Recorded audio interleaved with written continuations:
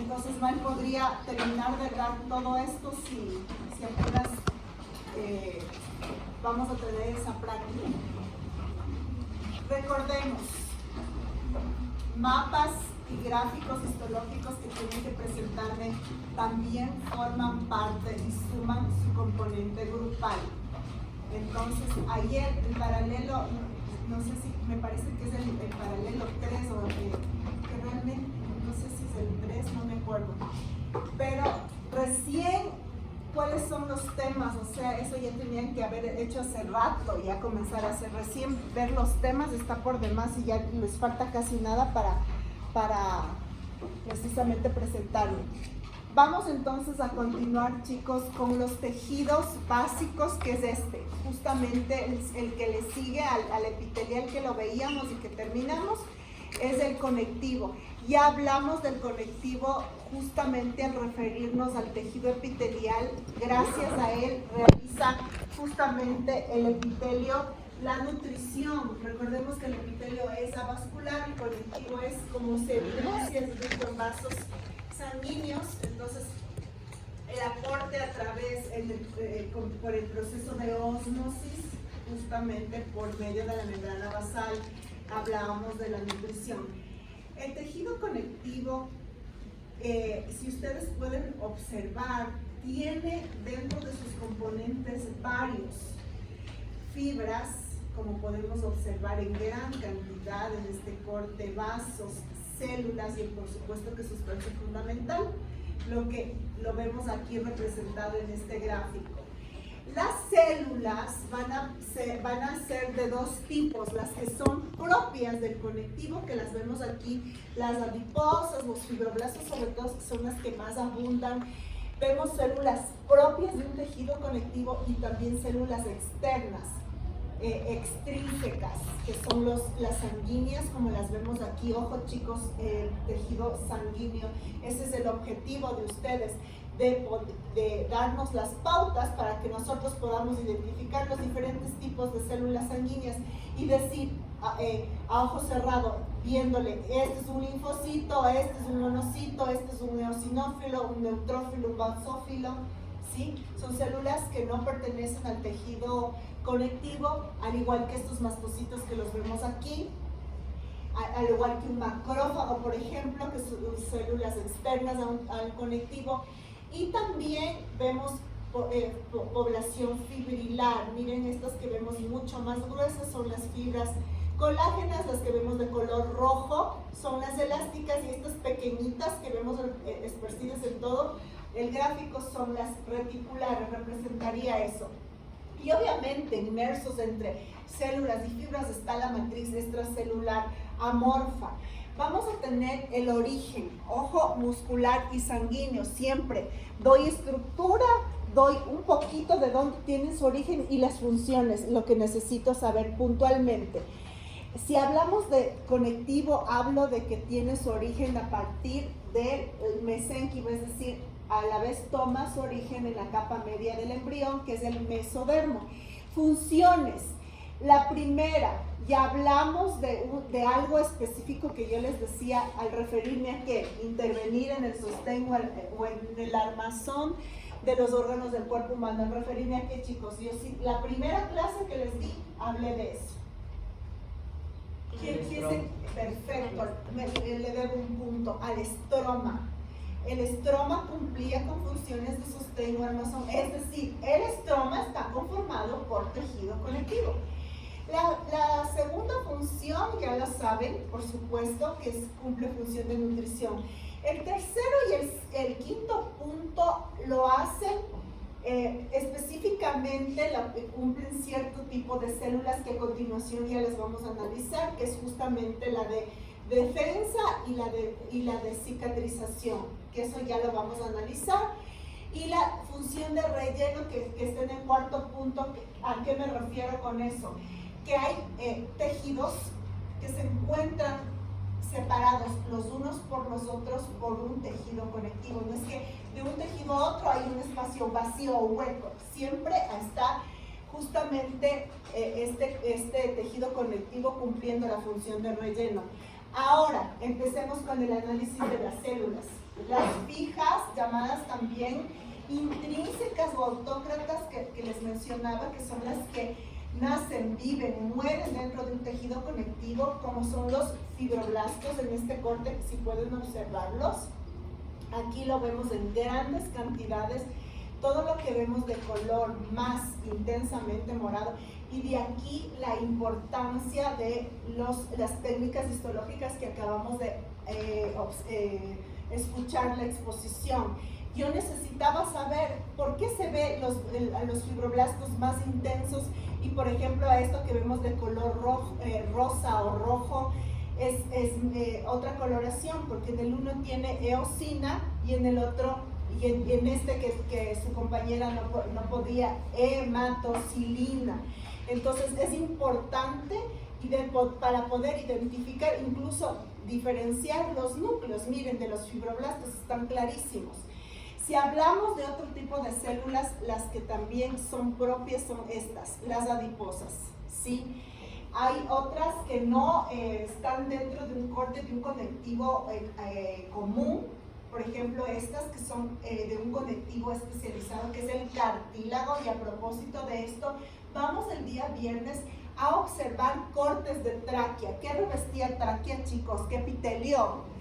Pseudoestratificado. Si hablo de tráquea, hablo también de estas células, que son las cartilaginosas.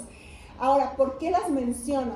Porque por lo general, ¿qué es lo que nosotros visualmente, qué es lo que pasa con nuestros sentidos? Cuando olemos algún aroma que nos encanta, por ejemplo el café, o ¿no es cierto? Es lo que yo me enfoco, ¡ay, qué rico huele! O algún aroma que me recuerda a alguien, obviamente también, o sea, es importantísimo eso. Eso es lo que les pasa con esto, que al tener el corte de tráquea, su enfoque, en la gran mayoría, más se enfocan en colocarme las células, porque por la coloración violeta intensa que se le dé al cartílago. Y el enfoque tiene que estar dado no en eso, sino en el epitelio, con las características que su compañera que dio la lección dijo. Células, morfológicamente hablando, muy diferentes, no tienen una morfología establecida, como yo les decía, las cilíndricas son alargadas, no, estas tienen morfología variable, los núcleos ubicados en los diferentes niveles, dando esa falsa apariencia de estar estratificados, los cilios, las caliciformes, en fin, eso es lo que necesito que ustedes identifiquen, ¿no? Y presten atención, más que este enfoque justamente como la tráquea tiene cartílago, el enfoque a veces le dan más en esto en su gráfico, ¿sí? Cuando veamos cartílago, obviamente ahí sí miran las características que tiene, a eso es lo que voy. Retomando, chicos, dentro de estas poblaciones celulares fijas o intrínsecas también están los osteocitos. Aquí no tengo un corte, de tarea voy a colocar uno para que vean una imagen de osteocitos.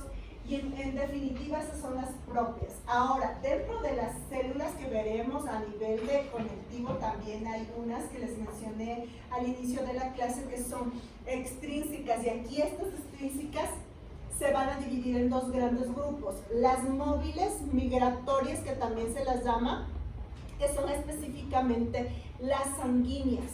Es decir, vemos aquí un neutrófilo. ¿Yo cómo sé que este es un neutrófilo, por ejemplo? Porque yo ya sé cuáles son las características morfológicas que este tiene. Este es, por ejemplo, un eosinófilo, y eso es lo que realmente sus compañeros que exponen sanguíneo nos tienen que mostrar. Linfocitos aquí y acá, y por supuesto glóbulos rojos o eritrocitos. ¿Qué pasa con estos, chicos? Por diapédesis penetran a la matriz extracelular y van a migrar al conectivo, pero se llaman migratorias también. Entonces van a cumplir funciones importantes y específicas. Por ejemplo, tomémosle al neutrófilo. ¿Qué hace? Cuando migra precisamente a nuestro tejido conectivo, ¿para qué? En procesos inflamatorios e infecciosos tipo agudo. Entonces cada una tiene su función, ¿sí?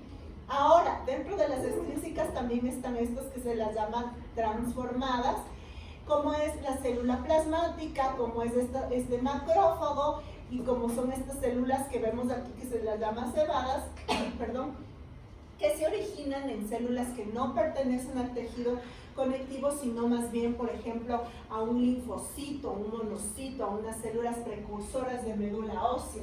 Entonces, que se localizan a nivel de conectivo para cumplir igual funciones importantes. Por ejemplo, este macrófago que hará fagocitar, y vamos a analizar cada una de estas de hecho.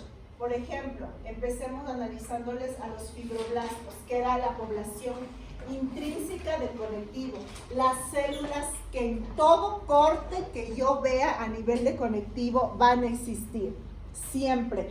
Incluso en el conectivo adulto especializado va a haber fibroblastos, ¿sí? Entonces vamos a tener la forma de estas, como por lo general se las ve así fusiformes. Estas tienen o emiten prolongaciones citoplasmáticas, núcleo oval. Presencia puede haber de varios nucleolos, citoplasma con abundantes ribosomas. Estas intervienen en la elaboración de proteínas. Exactamente así se las observa, ¿sí? Ahora, si analizamos, chicos, lo que acabó de decir su compañera, esta es microscopía de fluorescencia para poder observar con mayor claridad a los fibroblastos. ¿Qué se observa en estos fibroblastos? En esta imagen clara, lo que vemos de color fluorescente, amarillo o verde, no sé, realmente dependiendo. Veamos qué componente de este son las prolongaciones citoplasmáticas que tienen. El color azul es su núcleo y lo rojo, que está representando lo rojo, son las fibras de colágeno, que es uno de los componentes importantes del tejido conectivo también. Y lo negro estaría ahí ubicándose la matriz extracelular, porque siempre esta se va a ubicar entre las células y las fibras. Justamente lo que no es posible observar a través de un microscopio es obviamente por su consistencia y por su composición es la matriz extracelular. ¿Qué hace un fibroblasto, chicos? Un fibroblasto va a sintetizar y mantener a la matriz extracelular, produciendo sobre todo esto, el más importante, colágeno, sustancia amorfa y proteínas que son de dos tipos, la laminina y la fibronectina. Eso hace un fibroblasto. Es una célula, no es la más importante, todas cumplen funciones importantes a nivel de conectivo, pero es la más que se la puede identificar, como les dije, la más abundante. Ahora, miren, en los cortes, en el laboratorio vamos a observar precisamente así la forma que tienen fusiforme, las prolongaciones, el núcleo, los dos nucleoles en este caso. Por ejemplo, esto es un corte de piel, chicos. Si hablo de cortes de conectivo, y esto va justamente encaminado para que ustedes, el momento que estén haciendo sus gráficos y hagan de conectivo, tomen en cuenta todo conectivo, independientemente de cuál fuera, en mayor o menor grado, y eso es lo que vamos a ver la próxima semana, quién tiene mayor cantidad de células, quién mayor de fibras y en fin, pero todo conectivo, sin excepción, tiene vasos sanguíneos. Hablo del conectivo propiamente dicho, ¿no? Y justamente tiene células, dentro de las que más se destacan son los fibroblastos, y tiene fibras de colágeno, lo que ven de color verde, todo eso es fibras de colágeno. Entonces es importante que los tres elementos que acabo de mencionar sí o sí estén rotulados en sus gráficos, ¿sí? Vamos a tener, ¿qué pasa con un fibroblasto que pierde la capacidad de sintetizar colágeno? Se transforma en una célula denominada fibrocito, y el hecho de que me diga hito ya me dice que es de menor tamaño que el fibroblasto y que tienen las menos prolongaciones que el fibroblasto, tiene un citoplasma acidófilo, y justamente aquí lo vemos representado en este corte. Dentro de las células importantes del tejido conectivo están las mesenquimáticas indiferenciadas, cuya forma, como pueden observar, es algo estrellada. se encuentran alrededor, y eso es otra parte importante, siempre ubicar a las células donde están. Por ejemplo, si yo digo fibroblastos, están repartidos en todo el conectivo, no siempre. Pero por ejemplo las mesenquimáticas indiferenciadas las tenemos alrededor de vasos, de los vasos, y estas tienen algo en particular, que pueden transformarse en cualquier otro tipo de células si el organismo lo requiere, y por lo general lo hacen transformándose en adiposas. Vamos a tener estas, miren, que son los mastocitos, o llamadas también células cebadas, que son células que aquí nos importa muchísimo esto para poder identificar. ¿Y gracias a qué? Al uso de colorantes básicos a nivel de las granulaciones que poseen estas. ¿Importante o no el manejar unas buenas técnicas histológicas? Sí, es fundamental eso. Por eso es que yo necesito que miren esta parte antes. Miren, por ejemplo, si yo no uso el colorante básico, yo no podría identificar las granulaciones, y sí se me complicaría un poquito el poder identificar a estas células. Las células pueden llegar a ser en forma oval o pueden ser redondas. Provienen estas de médula ósea y se encuentran ubicadas en donde, a nivel de piel, a nivel del tracto del digestivo y a nivel de vías aéreas. Ahí son los sitios donde ubicamos a estas células. ¿Qué hacen las células cebadas o mastocitos? Justamente en este corte las ubicamos, siempre están exagerando hasta 4, como le vimos aquí. Miren, no están más. Los fibroblastos sí están en mayor cantidad, obviamente, pero miren estas, apenas son entre 2, 3 máximo. Estas van a producir heparina, histamina y serotonina. ¿Qué es la heparina? Esta va a tener funciones importantes en cuanto al proceso de coagulación sanguínea. La histamina, esta sustancia se va a liberar produciendo relajación de musculatura lisa, y aparte aumentando la permeabilidad de los capilares sanguíneos cuando hay procesos alérgicos y de hipersensibilidad.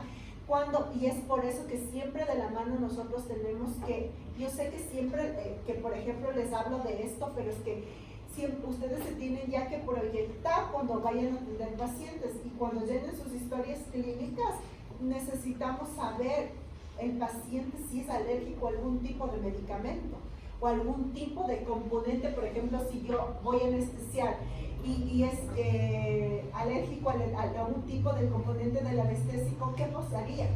Entonces habría un shock anafiláctico. Eso es fundamental, tener una precaución para nuestros pacientes. Ahora, precisamente, si yo hablo de la serotonina, ¿qué hace? Este es un neurotransmisor. Los tres producidos por estas células cebadas o mastocitos. Ahora, en definitiva, ¿en qué participan los mastocitos? Miren, aquí se los ve clarísimos a las granulaciones de estos. Más intenso el color en comparación al resto de componentes, entonces sí son más fáciles de identificar. Por eso participan en reacciones alérgicas, inflamatorias y en procesos de regularización vascular. Eso hace un mastocito. Las células que vemos a continuación, denominados macrófagos, son células que esta es tal vez la excepción a la regla. No tenemos establecido ni forma ni tamaño de estas células. ¿Por qué? Porque al fagocitar estas células, pueden fagocitar desde grandes restos celulares o desde pequeños restos celulares a grandes bacterias o microorganismos, y entonces obviamente ahí diferirá el tamaño de estas, la forma de estas. Esta se deriva de los monocitos y presenta antígenos al sistema inmune. Ahora, también difiere mucho en su tamaño en cuanto a la localización, chicos, porque justamente estas pueden localizar a nivel de médula ósea, a nivel de pulmón, de vaso, de la célula mesangial renal, y obviamente siempre se las ve que se adhieren a las superficies porque son móviles y se adhieren a las superficies. Ahora, como les decía, van a fagocitar desde grandes y voluminosas partículas, restos celulares, bacterias, que van a ser destruidos por la acción de enzimas importantes como es la estearasa y la fosfatasa ácida. Aquí vemos al macrófago. Entonces difiere mucho en morfología, como les decía. Estas células que están tanto macrófagos, que los acabé de mencionar, y antes de esos las cebadas, y estas pertenecen estas plasmáticas pertenecen a la clasificación extrínseca transformada. Recordemos, ¿dónde las ubicamos a estas? A estas plasmáticas cuya morfología pueden ser redondas, primero son pequeñas, segundo son redondas o pueden llegar a ser ovales. El núcleo de estas aquí es el punto para poder identificar gracias a su núcleo, porque miren la diferencia de colores entre el resto de la célula y el núcleo, ya que justamente el núcleo es redondo, o también puede ser oval excéntrico cuya citoplasma se va a colorear basófilo y se lo ve de forma radiada, como pueden observar. Estas son capaces de elaborar proteínas del tipo de gamma globulinas que se llaman anticuerpos. ¿Dónde se las ubica estas? Como les dije, siempre tenemos que ver dónde depende del órgano. Digo, de ley hay células abundantes plasmáticas. Entonces, por ejemplo, si yo veo a nivel del tubo digestivo, veo con mayor cantidad de células plasmáticas, y a nivel del tejido linfoide con mayor razón. Miren, por ejemplo, aquí vemos una plasmática con un macrófago, ¿sí? Vamos a tener el grupo de células que son las más fáciles de identificar por su gran tamaño y por su forma. Son redondas, grandes. Todas las células, chicos, con una excepción, que era ¿cuál? Las que conformaban el epitelio plano estratificado queratinizado del estrato córneo superficial, no tienen núcleo. El resto, todas en sus gráficos tienen que colocarles núcleo. ¿Y por qué lo menciono? Porque este núcleo de las adiposas por lo general ni le topan. Solo me ponen circunferencias y se acabó. Siempre es importante considerarle al núcleo. Toda la célula está conformada por una gran gota lipídica o grasa que desplaza, como pueden observar, hacia la periferia al núcleo, que se le ve justamente con el colorante de hematoxilina. Entonces es importante que ustedes coloquen en sus gráficos a los núcleos. Que los adipocitos, de hecho, como les dije al hablar de las mesenquimáticas, estas se transforman justamente en adiposas. Y lo que les decía de la función de relleno, por ejemplo, aquí entre un tejido y otro no puede haber un espacio vacío. Este es el tejido conectivo que está cumpliendo la función de relleno. Estas no las vamos a mencionar en este momento, mejor en cavidad oral. Fibras. Las fibras vamos a tenerlas a tres grupos importantes que les mencioné al empezar la clase. Las colágenas, las más gruesas, las que veíamos aquí están en un corte real. Las elásticas, las que les vemos más delgadas conformando redes. Y apenitas aquí veo una reticular, pero son realmente a veces escasas estas. Estas son las que proporcionan al tejido, a nuestro organismo, o al tejido conectivo, esta parte de la función de armazón o de sostén. Siempre es importante saber cómo puedo identificar, por ejemplo, a estas colágenas que vienen siendo, primero, las más abundantes, segundo, las que pueden tener dos trayectos, rectos o tortuosos, es decir, irregulares o regulares. Son resistentes en cuanto a la tracción. En este corte, ¿qué observamos? Aparte de las células, aparte de las fibras colágenas, también unas elásticas. Vemos a los fibroblastos, ¿no es cierto? Vamos a tener, en resumen, y esto sí es importante aclarar, hay más tipos de colágenas pero yo les voy a hablar de las más relevantes, por así decirlo. Sí, por ejemplo, la 1, Esta es la más abundante y es producida por fibroblastos del tejido conectivo. La 2 es producida por dos tipos de tejidos. Por el óseo, justamente, que son los osteoblastos, y por el dentario, que son los odontoblastos que los producen. Ahora, la 3 es producida por los fibroblastos, pero específicamente de que hay en piel. La 4, recordemos, entre conectivo y epitelio está la membrana basal. Tenemos clara la película. Justamente la colágeno 4 es la que se encuentra formando la membrana basal, pero la que está ligada a los epitelios. ¿Dónde las ubicamos a cada una? Por ejemplo, la 1 es la que está en mayor cantidad a nivel de dermis, a nivel de vasos sanguíneos, de tendones, de tejido óseo. La 2 a nivel de cartílago. La 3 justamente suele aparecer con la colágeno 1 para formar fibras reticulares. La 4 está específicamente a nivel de la membrana basal, específicamente la que está ligada al epitelio, como les decía, que se denomina lámina basal. Y la 6 es la que va a rodear tanto a nervios como a vasos sanguíneos. Dentro de las fibras también teníamos las elásticas, que son las que formaban especies de redes o de mallas, que se observan clarísimo. ¿Por qué es elástica? Porque dentro de sus componentes está la elastina, por eso así de sencillo. Y evidentemente las reticulares son las más delgadas, las que menos proporción vamos a encontrar, pero al decir delgadas no quiero decir que sean débiles, todo lo contrario, son súper resistentes.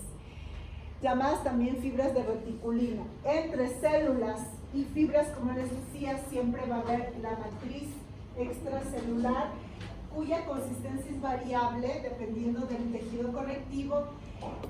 Justamente ocupará los espacios entre células y fibras, ¿no?